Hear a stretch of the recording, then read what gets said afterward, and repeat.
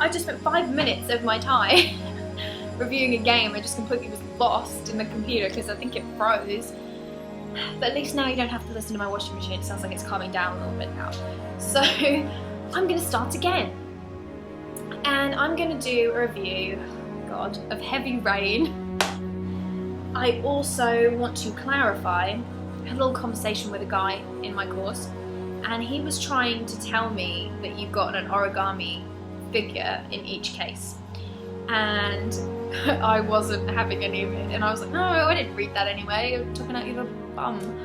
And well, you do. So you were right. Unfortunately though, you have to fold it yourself, which as you can see resulted in something very interesting. And I did it the wrong way around, I think, because if you look, all the type is on the inside, and I think it was supposed to be on the outside, looking at the diagram.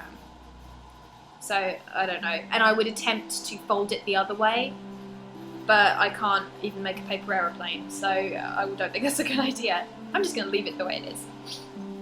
So I want to review it because mainly, I mean, I do a computer games art and design course, and a lot of the guys on the course don't have a PlayStation, and from a lot of people I've spoken to, they don't have PlayStations. It's all about the Xbox, which I have to clarify this now.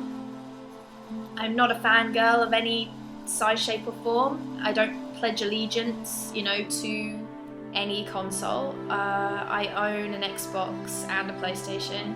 So I'm just going to talk generally about the things I liked about the game. I'm going to talk about gameplay first, because it seems that everyone I'm speaking to is all, you know, freaking out about the fact it's just quick time. They think it's just quick time events and automatically take it as a bad thing. Even it's not, but if it was, I don't think it would take away from the game any. That's just my opinion. So, I mean, you have chances where you can actually control the character, you know, just walk them around the environments, and that took me a long time to get used to, because it's one of those things that if you want to try and turn left, sometimes the camera angle will change and you'll find you're walking in the opposite direction, or irritating things like that. And also it's hard to get used to the fact that you have 4 different characters that are so totally different in build and weight and things like that, that they walk completely different from each other, which could be considered a great design aspect, because they've actually looked or taken the time to look into how they all move. Yeah, but the actual gameplay itself revolves around different kinds of movements via 6-axis, control, mushroom pad, whatever, quick time events, you know, press X repeatedly or press and hold certain sequence of buttons. Sometimes you have to do an action really slow, otherwise you'll completely bugger up everything, or just the action in general.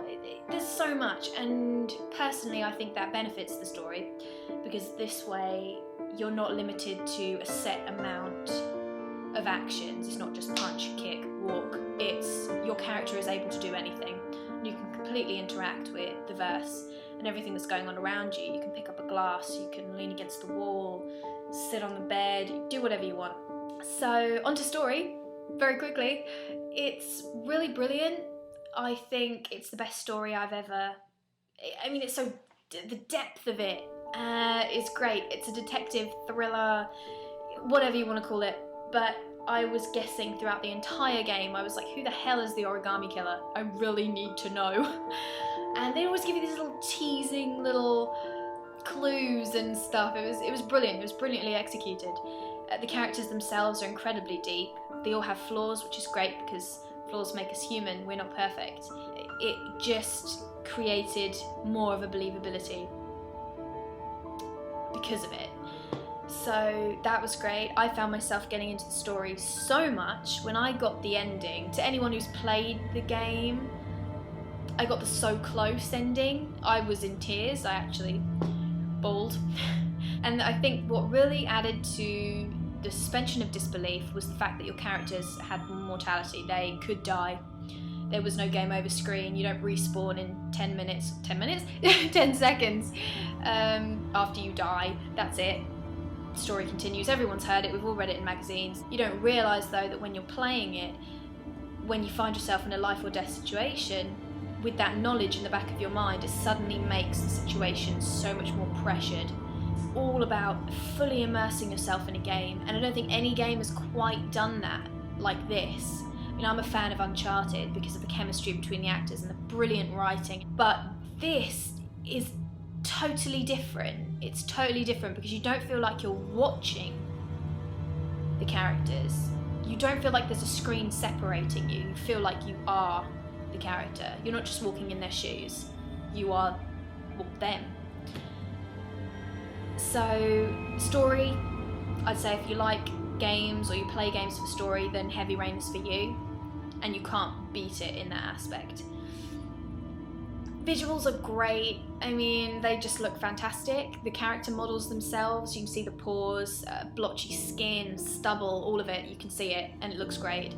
The environments are great, not as good as the character models, but not crap. Some of the objects that they come in contact with, remotes, TVs, whatever, they look kind of two-dimensional, which in comparison to the character models can seem very obvious. And lastly, onto the score. The score I thought was spectacular, very film noir. It set the mood and atmosphere perfectly, and it took an already stressful storyline or nerve-shedding moment and just amped it up. So yeah, the score is great and it lends itself perfectly to the game. Overall, this to me is the best game I've played, bar none. I've played it another 4 times since I've finished it, just to get all the trophies and see the different endings and all that. So anyone who says it has no replay value is lying. And just try it out. Just you know, be part of the gaming revolution. You know, if you don't have a PlayStation 3, no big. Just go around to someone who has one, or you know, just invite yourself over to some. Hell, I'm having a game night around here for some people that don't have, you know, the means to play it or buy it. So do it. It's great. A great idea that I actually read on a forum somewhere is they had a big group who played the game, and each person played a different character. They had a set character, and every time their chapter came up, they'd play it, which resulted in a completely different story because everyone, you know, had different methods of playing. But overall, I would give it roughly a 9.5 out of 10. Walking, the objects that you interact with aren't that great. The environments could have been a little bit better, or could have been as good as the character models, but it's damn near perfect, the rest of it, for story, suspension of disbelief, all of that. You can't get any better. So, to Quantic Dream and David Cage, thank you for creating such a beautiful game. But I hope you guys, you know, liked the review. I don't know, I tried to do the cheaper version, which I can never pronounce, and that turned out terribly. So if you all thought it was crap, I'm sorry for wasting, I don't know, about 15 minutes of your time. Thank you for listening, is all I can say, and I hope you guys have a great day. To people who already have the game, happy heavy rainage.